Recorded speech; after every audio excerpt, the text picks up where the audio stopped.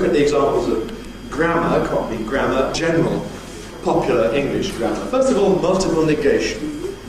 In standard English, you have only one negative. I haven't ever done anything. Or I have never done anything. Or I have always done nothing, whatever it might be. But you don't have more than one negative. In popular English, you negate as many words as you can. So, I haven't done nothing, I haven't never done nothing, no one hasn't never done nothing. No one. And in this, of course, English, standard English, is perhaps among the minority of the world's languages. Most languages perhaps behave like non-standard English in this respect. Verb morphology. Standard English verbs, irregular verbs, often have one form for the past tense and one for the past participle. Write, wrote, written. But in popular English, almost always in the case of irregular verbs, there is only one single form both for the past tense and for the past participle. So rather than see, saw, seen, you get see, seen, seen. And so seen is used as a past tense, as in the first example here. You've seen him, meaning you saw him.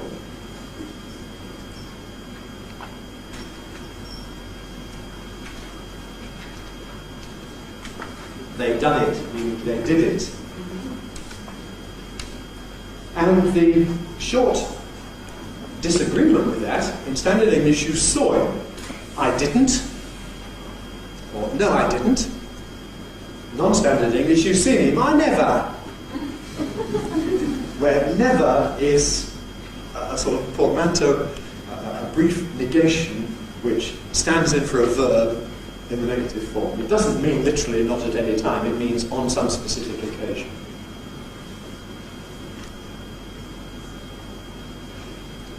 The verb to be has irregular forms.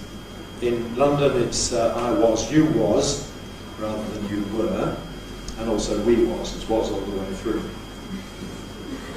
Where I grew up, it's were all the way through. I were, you were, we were, she were.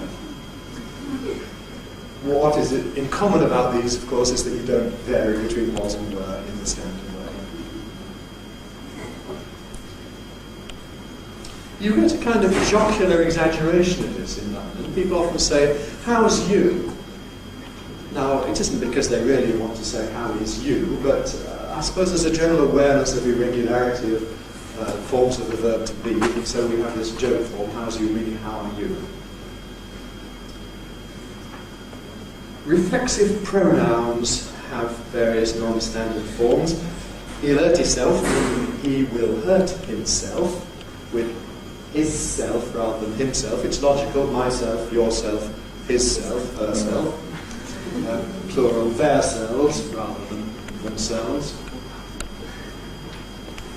Nothing to do with London particularly, but there's this interesting new form, themself.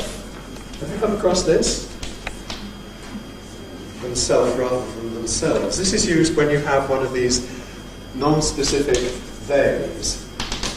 If anyone has forgotten their book, they can come back for it themselves afterwards.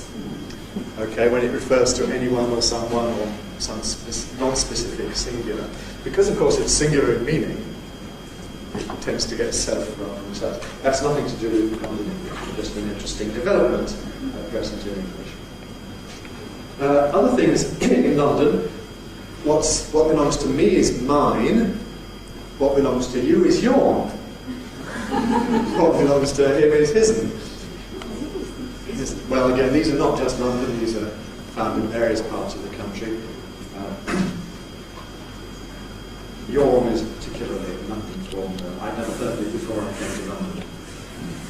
Demonstratives, this book, plural, those books in standard English, but this book, plural, them books in standard English.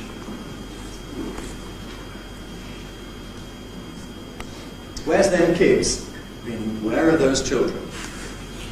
Where's them kids? Notice also the uncertain number agreement, which is very typical of popular English. Where is for where are. standard English, most of them end in "ly." In non-standard English, they often don't have the "ly," so I took down this notice from my local station where there had been a disruption of the services, but everything was now back and trains were running normally, and the porter or the station staff put up a notice that said trains are running normal.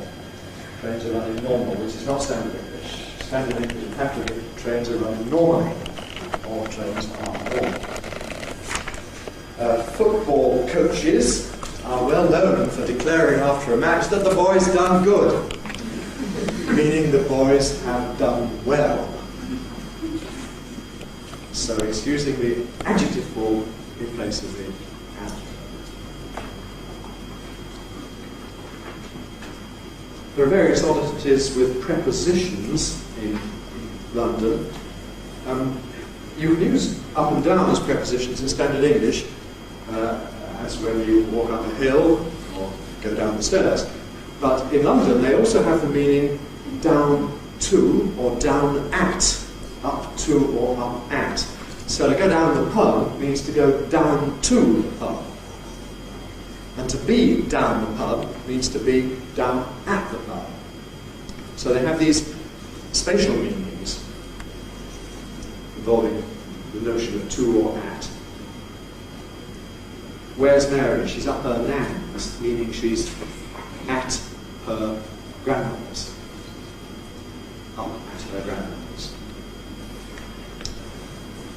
And the next one you'll find in American English quite often as well. It's sort of on the verge of standard, I suppose, though it doesn't belong in my standard English. If you throw something out the window, meaning out of the window. Conversely, you get an extra of after off.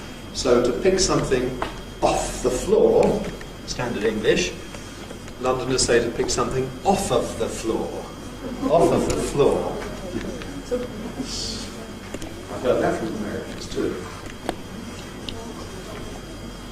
The last thing I mention here is special forms of possessive pronouns. In particular, my has this form me. Now it's not clear whether it's an extra weak form or whether it's just a deviant form that can also be stressed. I'm not sure. But anyhow, you get people saying things like, "Where's my bag?" Give it to me mum. My bag, my